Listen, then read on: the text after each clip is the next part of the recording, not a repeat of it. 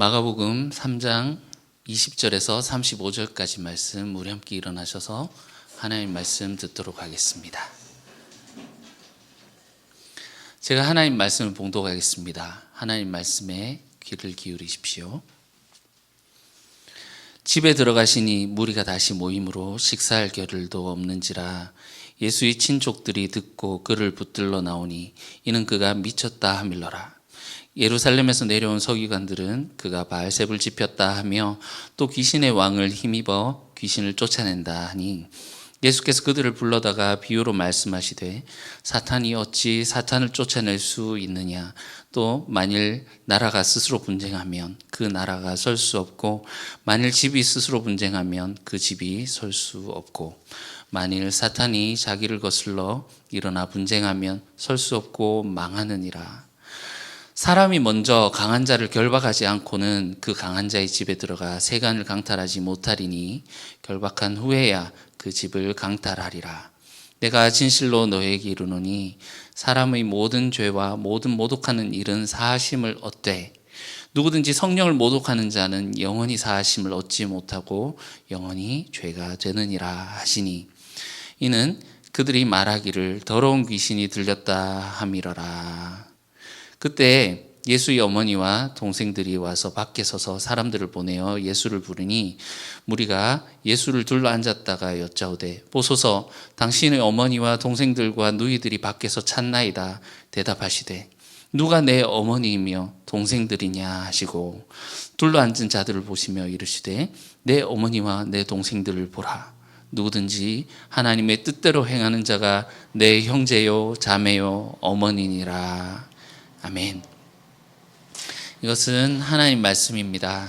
하나님께서 오늘 이 말씀을 통해서 우리에게 은혜 베풀어 주시기를 원합니다. 지난주에 예수님이 12제자들을 산에 올라가서 부르셨죠. 이제 오늘은 이제 그 제자들과 함께 한 집에 들어가시는 그 장면으로 시작을 합니다. 예수님이 나타나시자 즉시 무리들이 몰려들었습니다.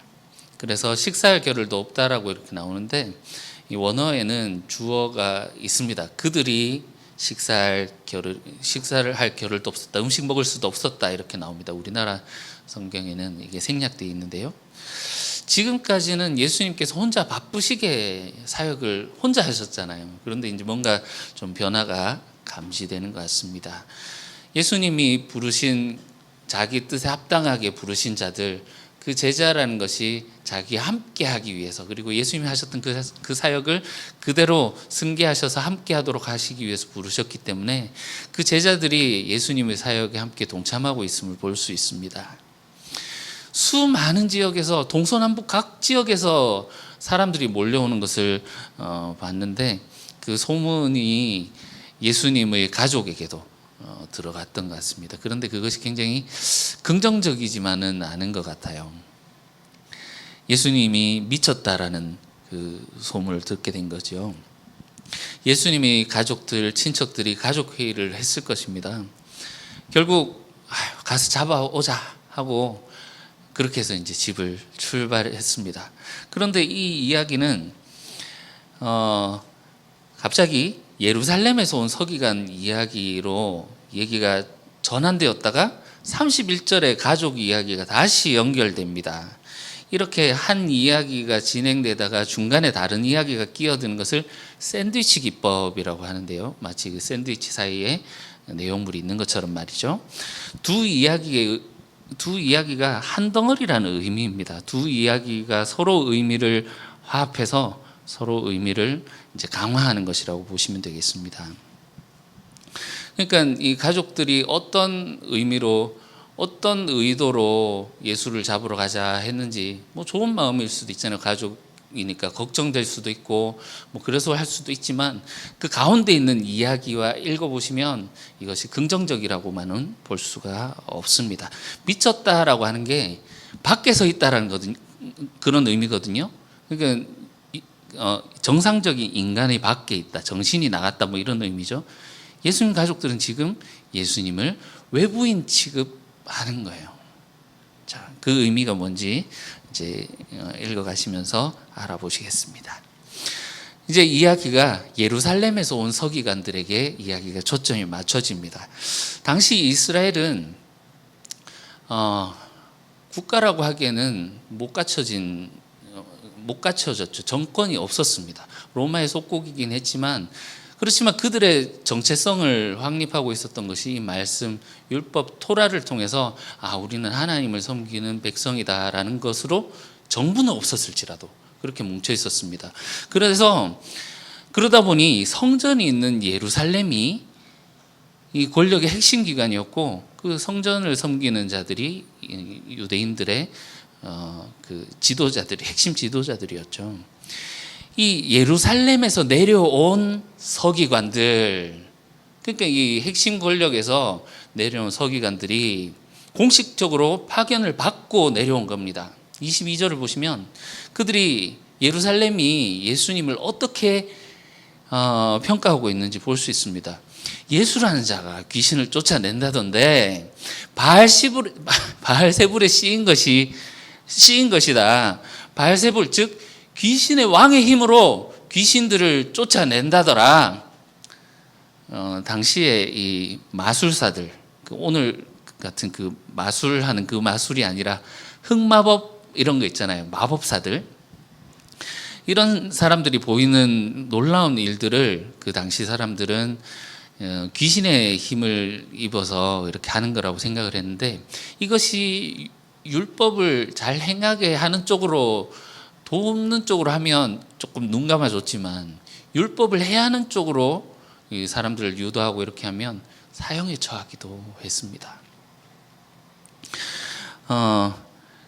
그런데 이제 앞선 논쟁장에서 보셨다시피 이 예루살렘은 예수를 평가하기를 그가 사람들로 하여금 율법을 어기게 만드는, 교묘하게 사람들로 하여금 율법을 떠나게 만드는 자라고 판단을 했던 것이지요. 그러니까 귀신에 씌어서 지금 귀신을 쫓아내는 것이다 라고 하는 것이 지금 이 예수를 해하려고 하는 그런 것임을 알 수 있습니다. 그래서 예수님이 그들을 불러다가 비유들로 말씀하십니다. 여기서부터 27절까지가 한 절 한 절이 전부 다 비유예요. 비유. 사탄이 어찌 사탄을 쫓아낼 수 있느냐. 자, 24절. 또 만일 나라가 스스로 분쟁하면 그 나라가 설 수 없고, 그러니까 이 사탄의 나라가 자기들 나라와 나라가 분쟁하는 그 나라 안에서 일어난 내전이라면 나라가 폭삭 망하지 않겠느냐, 그런 내전이 아니라는 겁니다. 25절에 또 다른 그림을 말씀하시죠. 집과 집이 서로 분쟁하면 그 집이 온전히 설 수가 없지 않느냐. 만일 사탄이 자기를 거슬러 일어나 분쟁하면 설 수 없고 망하느니라. 만약 이게 내부 분열이라면 나라나 집이 망하지 않겠느냐. 사탄이 자기 나라와 자기 집을 파괴할 그런 힘을 나에게 줬다고 그게 말이 되는 일이냐. 그 자기 집을 파괴하도록 나에게 힘을 줬다는 게 말이 안 되지 않느냐. 그러니까 여러분, 예수님이 이 앞에서 사역을 시작하실 때 회당에 들어가셔서 가르치시고 귀신을 쫓아내심으로 시작하셨잖아요. 그러니까 귀신이 거기서 떠나는 일들이 있었단 말입니다. 예수님의 이 죽기 사역이 무엇이었는지 27절에 예수님이 직접 그것을 해석해 주십니다. 27절. 사람이 먼저 강한 자를 결박하지 않고는 그 강한 자의 집에 들어가 세간을 강탈하지 못하리니 결박한 후에야 그 집을 강탈하리라. 자, 여기 강한 자는 당연히 사탄이겠지요. 예수님의 이 죽기 사역이란 것은 이 강한 자를 결박하러 사탄의 집에 들어가는 그 행위라는 것입니다. 그래서 이 강한 자의 세간, 이 소유를 강탈하시는 거지요. 가족들이나 이 예루살렘에서 온 서기관들이나 보면 예수님을 외부자로 여겼습니다. 가족들은 미쳤다라고 했고, 예루살렘은 그 권력의 중심에서 저 밖에서 지금 이단처럼 행동하고 있는 예수를 외부인으로 봤지요. 그렇지만 예수님은 외부인으로 취급을 받았지만 어떻다는 겁니까? 하나님 나라는 내부로 침투해서 그 강한 자를 잡아서 결박하고 그를 쫓아내고 그가 소유하고 있던 이 세간이라고 나누는데 이 소유가 그릇이라는 의미도 있어요. 사탄이 들어가 있는 사람 속에 들어가 있는 그 그릇으로서의 그것들을 의미합니다.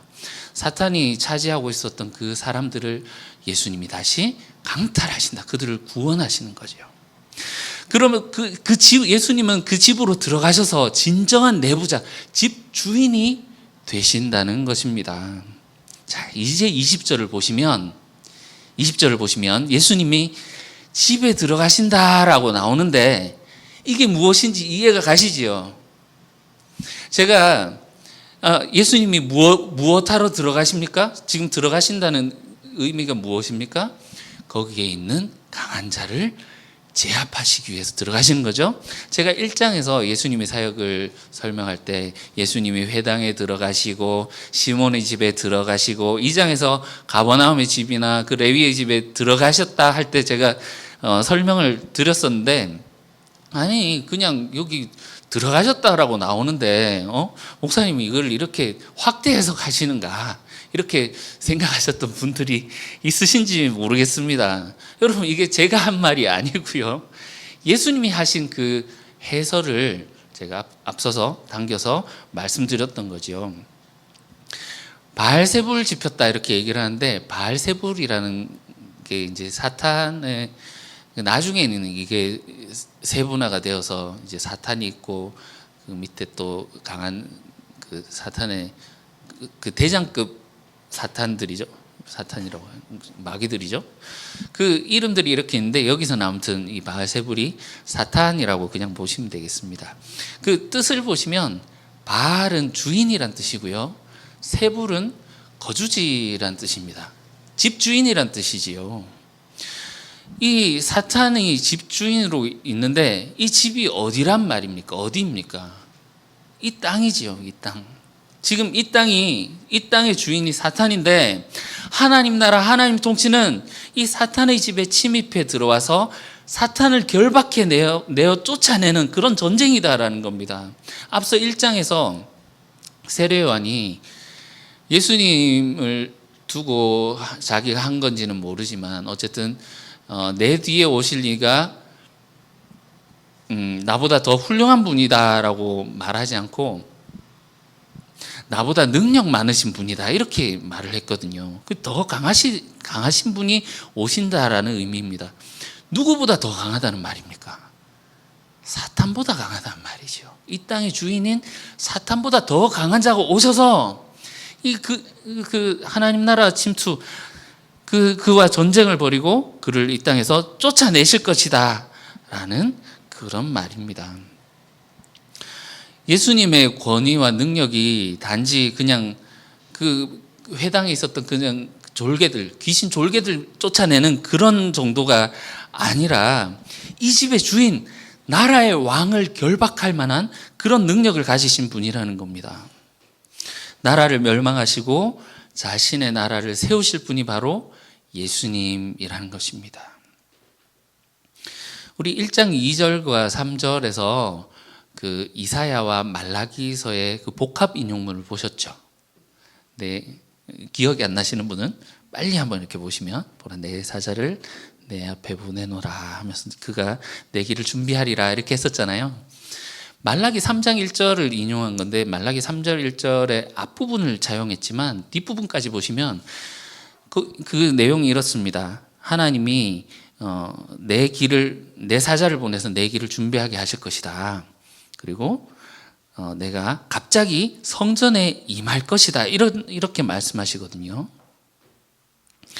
예수님은 11장에 가셔서 예루살렘 성전에 들어가실 것입니다.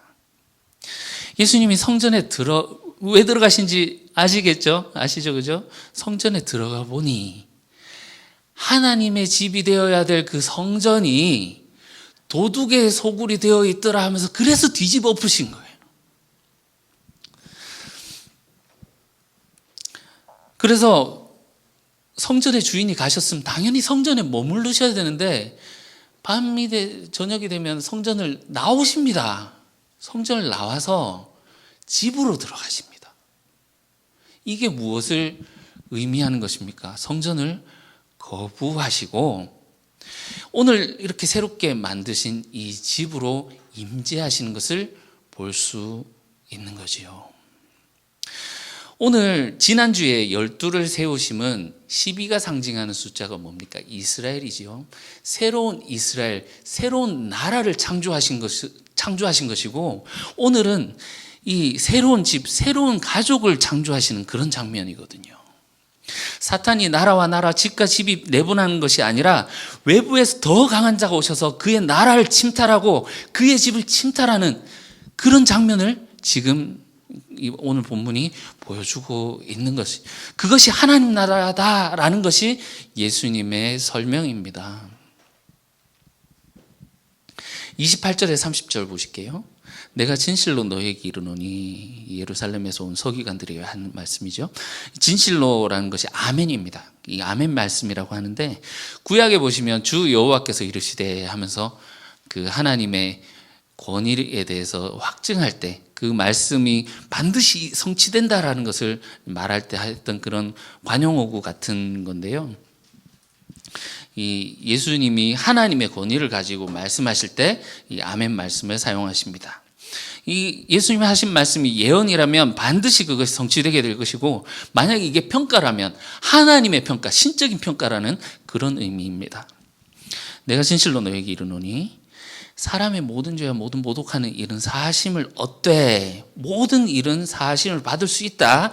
누구든지 그러나 성령을 모독하는 자는 영원히 사하심을 얻지 못하고 영원한 죄가 되느니라.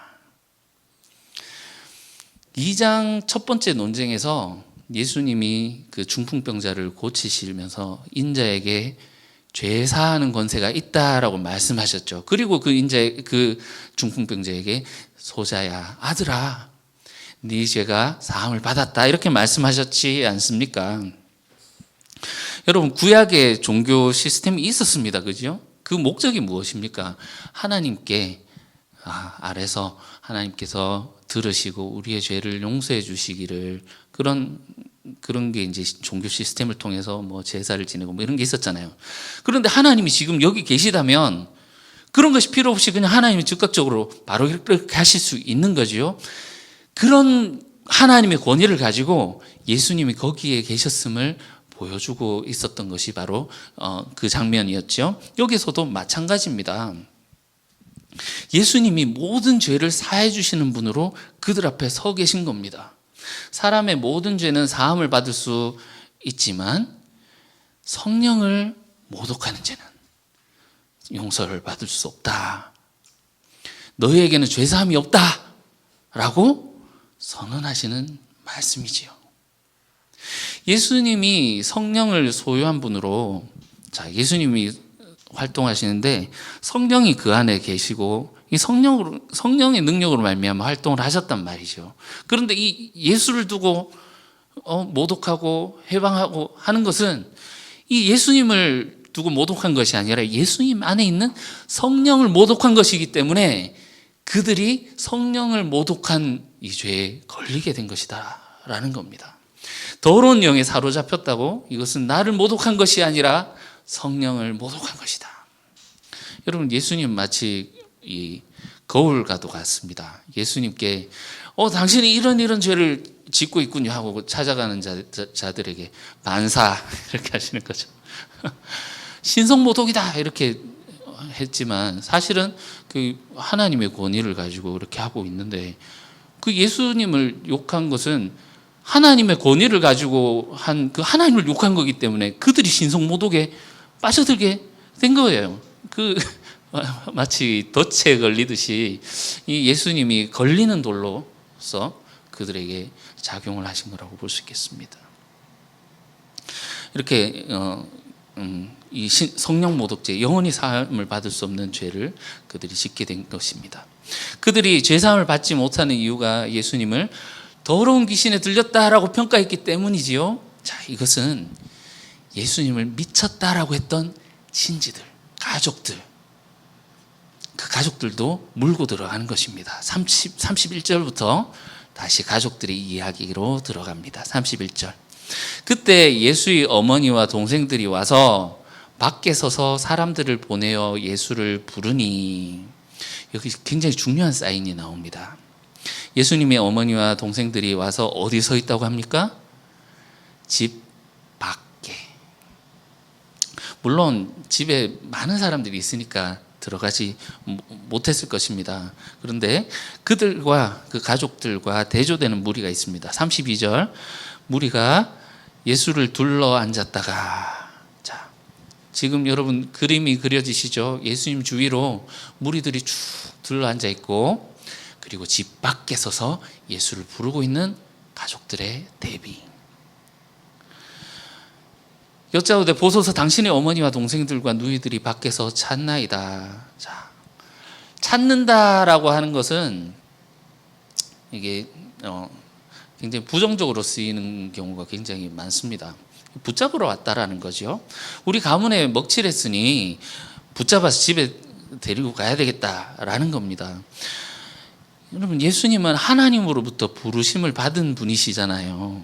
세례 받으실 때 하늘에 소리가 났습니다. 너는 내 기뻐하는 아들이요 사랑하는 자라. 내가 기뻐하노라.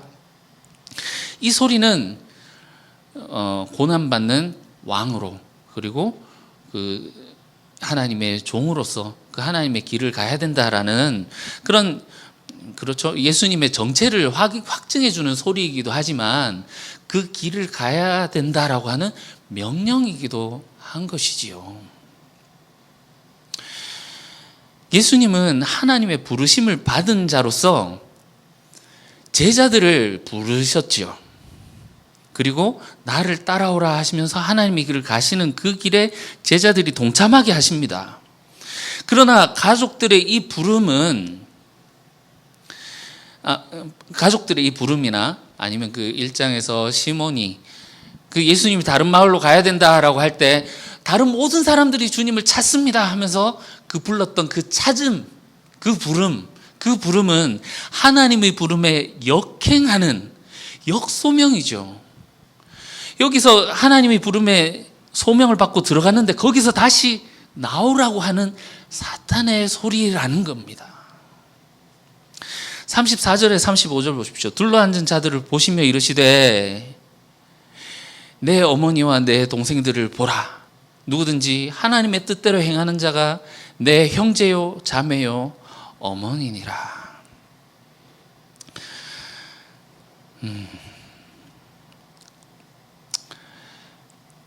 여기 형제 자매 어머니는 10장 29절에 가서 제자들이, 예수님이 제자들에게 버려야 할 것을 요청하시는 것이 나오는데요, 그 목록에 순서도 바뀌지 않고 그대로 나와 있습니다.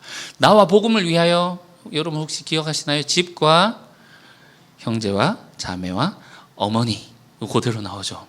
그 뒤에 아버지, 자식, 전토를 벌인 자는 다 돌려받게 되는데 돌려받는 목록에서 아버지가 없어요. 그것은 하나님 아버지가 참 아버지이시기 때문에 아버지의 집을 떠나 참 아버지이신 하나님을 아버지로 모시고 사는 공동체, 이 집이라는 게 가족 개념이잖아요. 가족 공동체에 하나님만이 아버지가 된다는 겁니다. 이 아버지가 굉장히 중요한 것이, 여러분 옛날 우리 그 가부장적인 시대를 여러분 살아오셨기 때문에 아시지 않습니까? 그때 아버지라는 존재가 어떻습니까? 요즘은 아빠 왔다 하면은 게임하고 있다가 왔어? 하고 애들이 이러고 말지만, 옛날에 아버지가 들어오시면 어떻습니까? 발소리만 들려도 호다닥 나가가지고 오셨습니까? 이게 아버지잖아요. 그 아버지는 하나님밖에 없음을 이제 보여주는 거죠. 오늘 이 본문에서도 예수님이 집에 계시는데 예수님이 그 아버지로서 거기 계시는 것입니다. 10장 23절 말씀이 예수님이 제자들에게 요구를 하는 것이지만, 가만히 보시면요, 지금 예수님이 그 일을 행하고 계세요. 예수님이 하나님이시지만, 하나님의 아들이시지만 참된 제자로서 먼저 그 일을 행하고 계신다라는 거죠.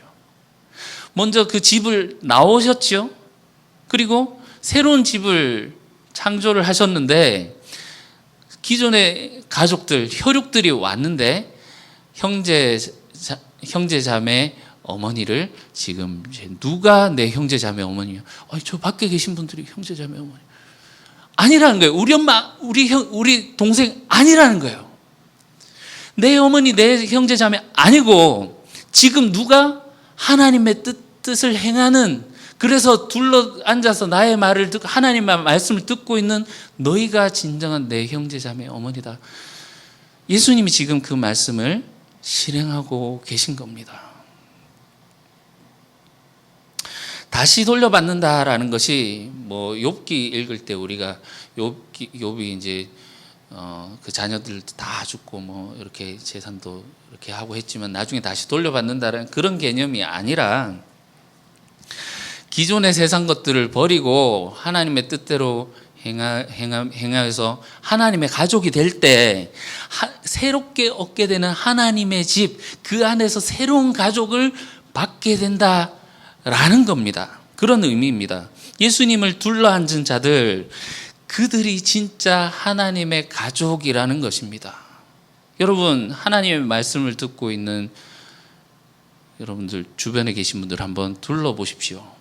여러분들의 형제, 자매, 어머니들입니다. 그런데 그 전에, 너무 성급하게 결론을 내기 전에 우리가 한 가지 점검할 것이 있습니다.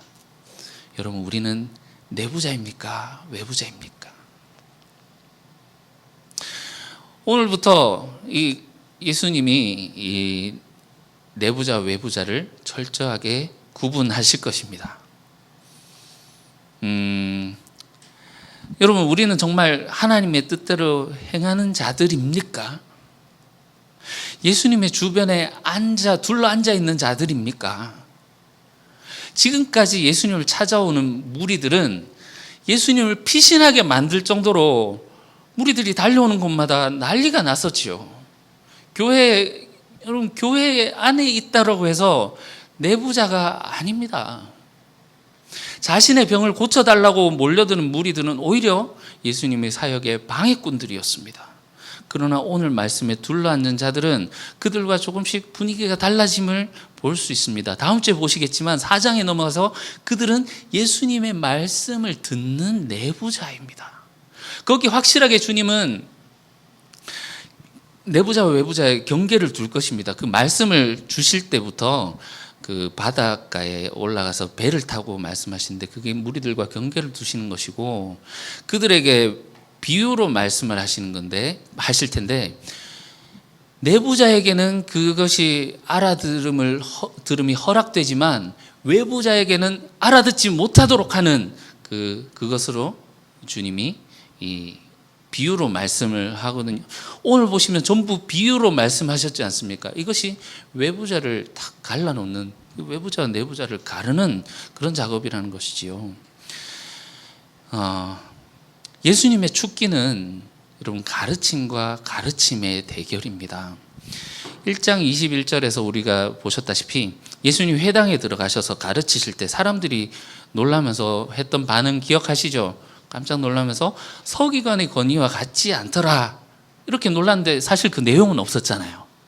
그리고 뒤에 이어서 나오는 것이 축기 사역이 있었고, 축기 사역이 있고 나서 사람들의 반응이 깜짝 놀라면서 이 어찌 됨이냐, 그 권위 있는 가르침이다, 이렇게 권위 있는 세교훈이다라고 깜짝 놀랐단 말이죠. 2장 논쟁장에 들어가서 형식상으로는 예수님이 서기관과 바리새인들과 논쟁하는 것처럼 보이지만 가르침으로 축기하신 것입니다. 하나님 나라는 외부에서 내부로, 집이나 나라 내부로 들어가서 그 사탄을 멸하는 것이라고 했습니다. 예수님은 사탄의 하수인으로 있는 그 서기관과 바리새인들을 가르침으로써 쫓아내신 것입니다. 그러니까 이 축기라는 것은 가르침과 가르침의 대결이라고 볼 수 있겠습니다. 궁극적으로 예수님은 예루살렘으로 가실 것입니다. 예루살렘 성전에서 가르쳐지고 있는 그 가르침을 주님은 사탄이라고 명명하시고 그것을 쫓아내시는 거죠. 여러분, 한국 교회에 얼마나 많은 마귀들이 자리를 하고 있습니까? 믿음만 있으면, 꿈만 가지면 그 믿음대로 이루어집니다. 믿는 자에게 능치 못함 없네. 여러분, 꿈을 크게 가지십시오. 입을 크게 벌리십시오. 하나님께서 여러분의 믿음을 통하여서 이루실 것입니다. 그럼 사람들 어떻게 합니까? 아멘으로 막 화답하잖아요. 예수 잘 믿고 정성으로 지성을 드리면 너희의 소원이 이루어질 거라고. 여러분, 그게 숨어있는 그 속성을 잘 보셔야 됩니다. 하나님의 뜻이 이루어집니다 라고 합니까? 너희의 소원이 이루어집니다 라고 합니까? 신앙을 가지면 이 세대 사람들이 바라는 풍요를 얻을 수 있다라고 설교를 하면 사람들은 아멘으로 화답합니다. 여러분, 부흥회 가면 레파토리가 비슷해요. 이렇게 어려운 일들을 겪고 내가 죽을 정도의 그런 위기를 겪었는데 놀라운 그 하나님의 은혜로, 하나님의 능력으로 내 사업이 회복되게 해주셨다. 나를 건강하게 해주셨다. 망했던 나를 다시 일으키게 해주셨습니다. 마지막 날 결론은 봉투지요. 내가 이렇게 힘든 상황 가운데서도 하나님께 헌금하고 있는 돈 다 바쳐서 하나님께 드렸더니 하나님이 100배, 1000배 갚아주시더라. 한 구자씩 최소한 한 구자씩 하시고. 여러분, 하나님 믿으십니까? 안 믿으십니까? 마지막 날 사람들은 고민하다가 지갑을 열지요. 여러분, 그 목적이 하나님을 섬기기 위함입니까? 아니면 투자입니까? 내가 지금 얼마 드리면 하나님이 이거 갚아주시겠지. 여러분, 마치 예수님과 사탄이 손잡고 있는 것처럼 그렇게 가르치지 않습니까? 세상 사람들처럼 잘 살고 싶긴 하고 하나님 잘 믿고 싶긴 하고, 하나님 잘 믿으면 세상 사람들처럼 잘 된다. 아이고, 이 두 세계가 손을 잡고 막 함께 위아더 월드 하면서 얼마나 발랄하게 나가고 있습니까? 예수 잘 믿으면 소원 성취. 예? 얼마나 많이 들어보셨습니까?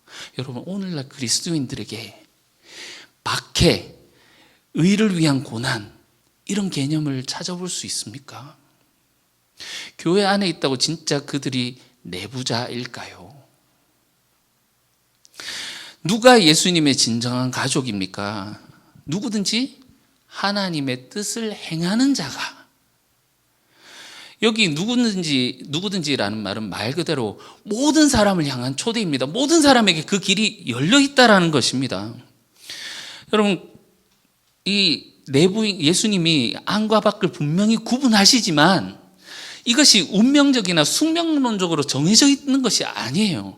누구든지 언제든지 이것이 또 바뀌어질 수도 있습니다. 내부자였다가 외부자가 될 수도 있고, 외부자였지만 내부자로 들어올 수도 있어요. 마가복음에는 이것을 뭐뭐 중에 하나라는 표현으로 나오는데 12 중 하나, 가룟 유다가 외부자가 되었고, 회당장 중 하나, 야이로, 그는 외부자였지만 내부자가 되었고, 12장에 가보시면 서기관 중 하나, 그는 예수님으로부터 하나님 나라가 내게서 멀지 않도다, 이런 말을 듣게 됐거든요.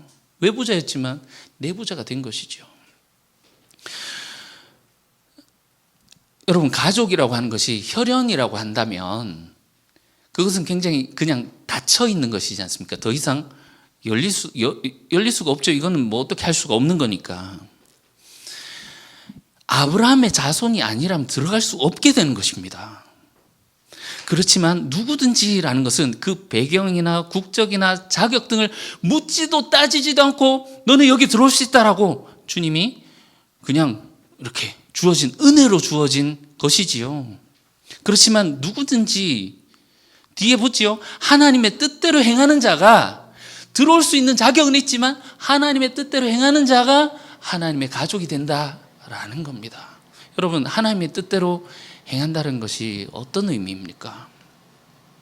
지난주에 제자의 그 자격에 대해서 예수님이 부르실 때 제자는 이렇게 하려고 불렀다 말씀하셨는데, 제자란 것이 예수님과 함께하게 하기 위해서, 그리고 예수님의 사역을 승계하셔서 예수님이 하셨던 것을 그대로 행하게 하시기 위해서 그대로 따라 사는 사람이라고 말씀드렸습니다.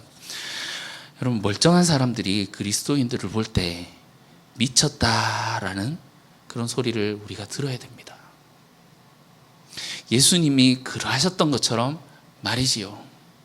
왜 가족을 떠나느냐? 가족만큼 소중한 것이 어디 있느냐? 가족을 먹여 살려야지.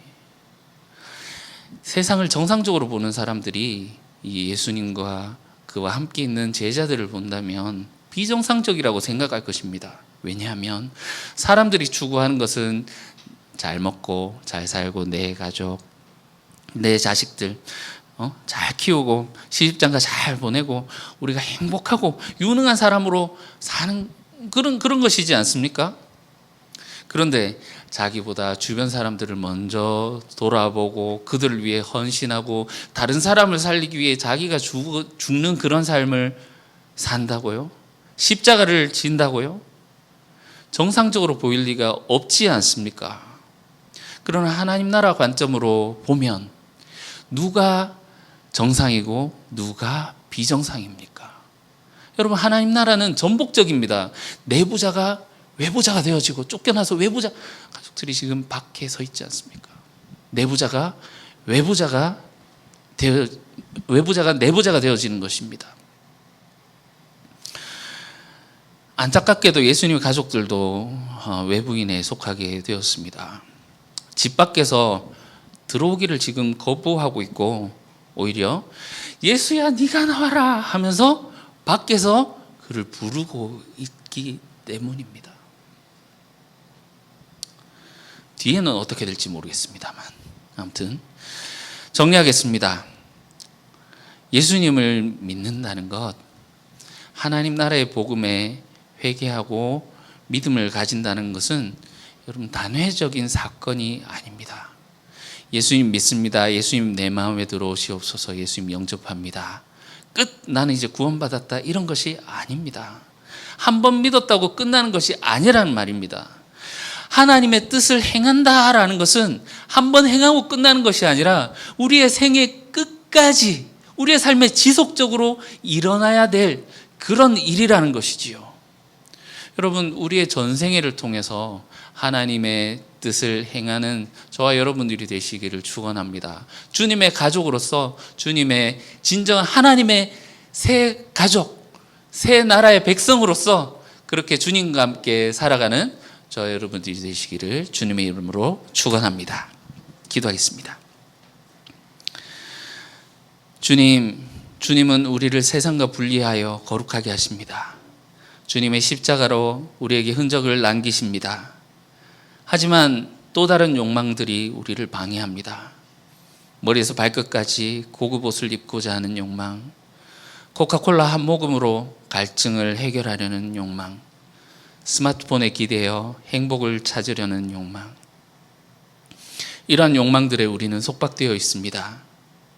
주님이 우리를 찾아오셔서 주님과 함께 하자고 말씀하시오니 함께 하신 주님께 우리의 모든 초점을 맞추게 하소서. 주님의 흔적이 새겨진 자녀로 주님의 부름을 받은 제자로 살게 하여 주시옵소서. 예수님의 이름으로 기도합니다. 아멘.